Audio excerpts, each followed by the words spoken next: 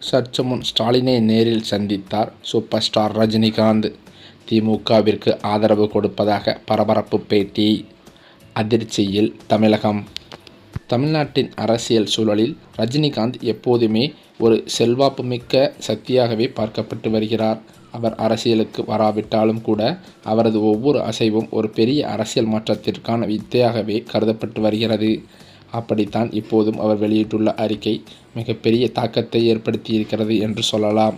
ரஜினிகாந்த் வெளியிட்டுள்ள அறிக்கையில் சில அரசியல் கணக்குகள் மிக ஆழமாக புரிந்துள்ளதாக கவனிக்கப்படுகிறது.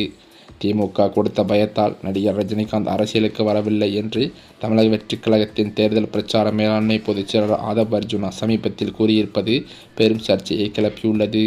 அதற்கு சூப்பர் ஸ்டார் ரஜினிகாந்த் அவர்கள் பதிலடி தந்து எதிர்வினையாற்றியிருக்கிறது தற்போது அரசியலில் பரபரப்பை ஏற்படுத்தியுள்ளது. அதில் எனக்கு ஆதரவாக குரல் கொடுத்த தமிழக சட்டமன்ற எதிர்க்கட்சித் தலைவர் பழனிசாமி மற்றும் நயினா நாகேந்திரன், மத்திய அமைச்சர் எல். முருகன் ஆகியோருக்கு நன்றி என்று அவர் கூறியிருப்பது இப்போது பரபரப்பாக பேசப்பட்டு வருகிறது. தமிழ்நாட்டின் அரசியல் சூழலானது இன்னும் சில நாட்களில் நடக்கவிருக்கும் 2026 சட்டமன்ற தேர்தலை எதிர்நோக்கி பரபரப்பாக நகர்ந்து கொண்டிருக்கிறது. அதே சமயம் பல்வேறு அதிரடி திருப்பங்களை கொண்டும் மக்களை எதிர்பார்ப்பில் ஆழ்த்தியுள்ளது.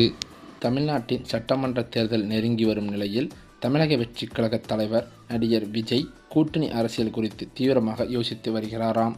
குறிப்பாக காங்கிரஸ் கட்சியை தங்களது கூட்டணியில் இணைக்க வேண்டும் என்பதே விஜயின் முக்கிய திட்டமாக இருந்ததாக அரசியல் வட்டாரங்களும் கூறப்படுகிறது. திமுக கூட்டணியில் இருந்து காங்கிரஸ் விலகி தபேகாவுடன் இணைய வாய்ப்பு இருப்பதாக விஜய்க்கு நெருங்கிய நிர்வாகிகள் நம்பிக்கை அளித்திருந்ததாகவும் தகவல்களும் வெளியாகி வந்தது.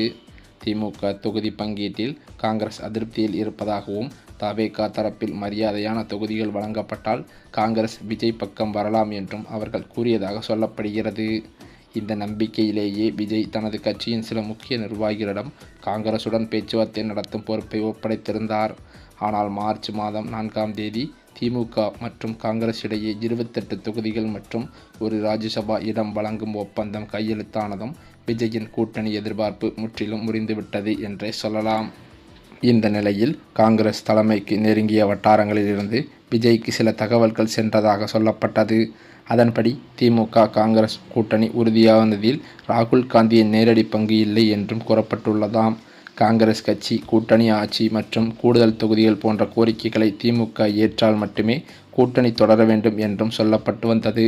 மேலும் அது மட்டுமில்லாமல் அதிமுகவில் ஏற்கனவே பல தலைவர்கள் அதிமுகவை விட்டு விலகி பல்வேறு கட்சிகளில் இணைந்து வரும் நிலையில் இன்னும் அதிமுகவிற்குள் தலைமை பொறுப்பில் இருக்கும் எடப்பாடி பழனிசாமிக்கு பல்வேறு அரசியல் மோதல்களும் உட்கட்சி பூசல்களுமே நடந்து கொண்டிருப்பதாக அதிமுக வட்டாரங்களில் தகவல்கள் கசிந்துள்ளது.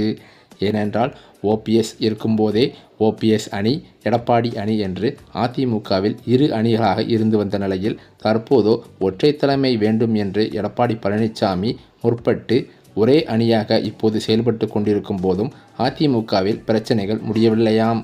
அது மட்டுமில்லாமல் எடப்பாடி பழனிசாமியிடம் பல முக்கிய அரசியல் தலைவர்கள், அதாவது மூத்த அமைச்சர்களே இன்னும் சலசலப்புடன் பேசி வருவதாக தகவல்கள் கசிந்துள்ளது.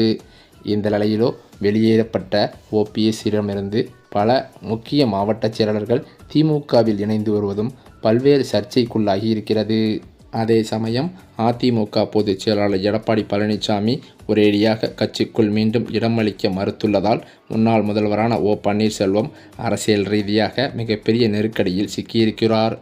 இந்த நிலையில் ஓபிஎஸ்ஸின் அரசியல் பயணம் எந்த திசையில் கொண்டு செல்ல வேண்டும் என்ற விவாதம் அவரது ஆதரவாளர்கள் மத்தியில் தீவிரமாக நடைபெற்று வருகிறது. அதில் திமுகவில் இணைவதே கடைசி அரசியல் முடிவு என்ற கருத்தே மேலோங்க தொடங்கியுள்ளதாகவும் தகவல்கள் தெரிவிக்கின்றன. அது மட்டுமில்லாமல் தற்போதுள்ள சூழலில் தமிழகத்தில் 2026 தேர்தல் களம் வெறும் வாக்களிப்பதிவிற்கான மட்டுமல்ல, அது வியூகங்களின் யுத்தமாகவும் மாறியிருக்கிறது.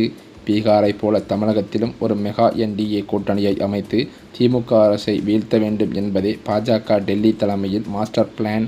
ஆனால் அதிமுக தலைமையின் மெத்தன போக்கால் அந்த கணக்குகள் தடம் புரண்டுள்ளது. அமித்ஷாவை உச்சக்கட்ட கோபத்திற்கு உள்ளாக்கியிருக்கிறது என்றும் சொல்லலாம்.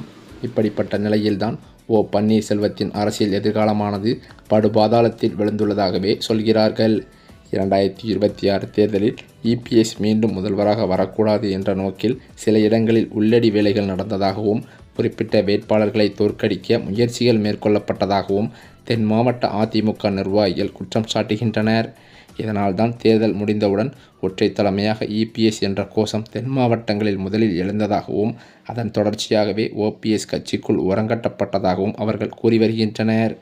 அதிமுக கதவு மூடியதாகவே இப்போது ஓபிஎஸ் நினைத்து வரும் நிலையில் இபிஎஸ்ஐ விரும்பினாலும் ஓபிஎஸ்ஐ மீண்டும் அதிமுகவில் அனுமதிக்க தென் மாவட்ட நிர்வாகிகள் சிலர் தயாராக இல்லை என்பதே நிலவரமாம். இந்த நிலையில் 2021 சட்டமன்ற தேர்தலில் தமிழகம் முழுவதும் அதிமுக பெரும் சரிவை சந்தித்த போது அக்கட்சியை கைதூக்கிவிட்டது கொங்கு மண்டலம்தான்.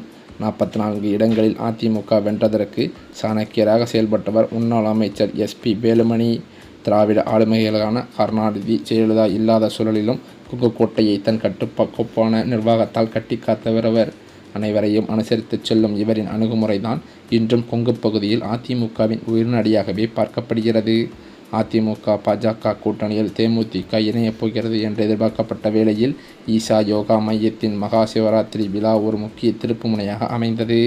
அங்கு எஸ்பி வேலுமணியுடன் பிரேமலதா விஜயகாந்த் ஒரே மேடையில் காணப்பட்டது கோவை ஆபரேஷன் கச்சிதமாக முடிந்துவிட்டது என்று அனைவரையும் நம்ப வைத்தது. தேமுதிகவை எடப்பாடி பழனிசாமி தலைமையிலான அணிக்குள் கொண்டு வருவதற்கான அத்தனை அடித்தளங்களையும் வேலுமணி அமைத்திருந்தாராம்.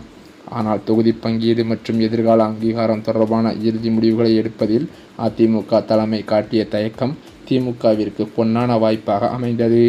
நள்ளிரவில் அரங்கேறிய ரகசிய பேச்சுவார்த்தைகள் மூலம் திமுக ஒரு அதிரடி அட்டாக் கொடுத்து தேமுதிகவை தன் பக்கம் இழுத்துவிட்டது என்றே சொல்லலாம்.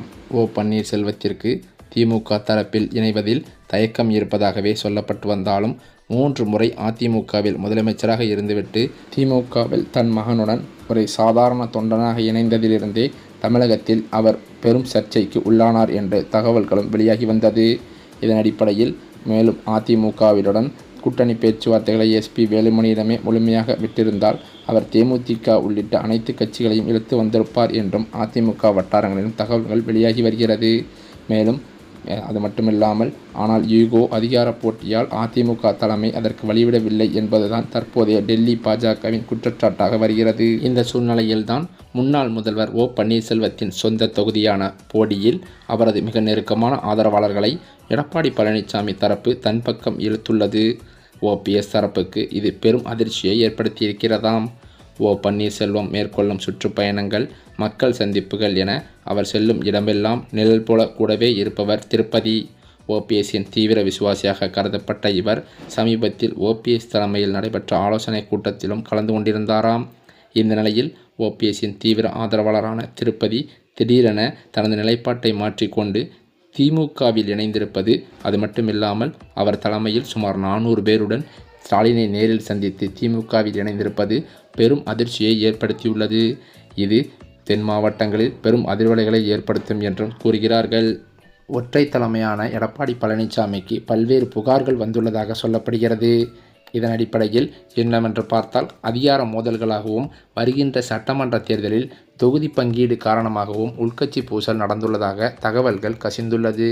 இதன் அடிப்படையில் தற்போது எடப்பாடி பழனிசாமியிடம் கடும் மோதலில் ஈடுபட்டதாக அமைச்சர் வட்டாரங்கள் தகவல்கள் கசிந்திருக்கிறது. இது பேரதிர்ச்சியை ஏற்படுத்தியது மட்டுமில்லாமல் தொண்டர்களிடையே பல மோதல்களை ஏற்படுத்தியுள்ளதாம். இவ்வாறு அரசியல் களமானது பரபரப்பாக இருக்க தற்போது தமிழக வெற்றி கழகத்திற்கும் சூப்பர் ஸ்டார் ரஜினிகாந்திற்கும் போர்க்களமானது வெடித்துள்ளதாகவே தகவல்கள் வெளியாகியுள்ளது. இப்படிப்பட்ட நிலையிலோ சூப்பர் ஸ்டார் ரஜினிகாந்த் அவர்கள் திமுக தலைவரான ஸ்டாலின் அவர்களை நேரில் சந்திக்க உள்ளதாகவும் திமுகவிற்கு ஆதரவு தெரிவிக்க உள்ளதாகவுமே அவரது நெருங்கிய வட்டாரங்களில் தகவல்கள் வெளிவந்துள்ளது. இதன் காரணத்தினால் அதிமுக மட்டுமல்லாது பாஜக தொண்டர்களும் பேரதிர்ச்சியில் ஆழ்ந்துள்ளார்களாம்.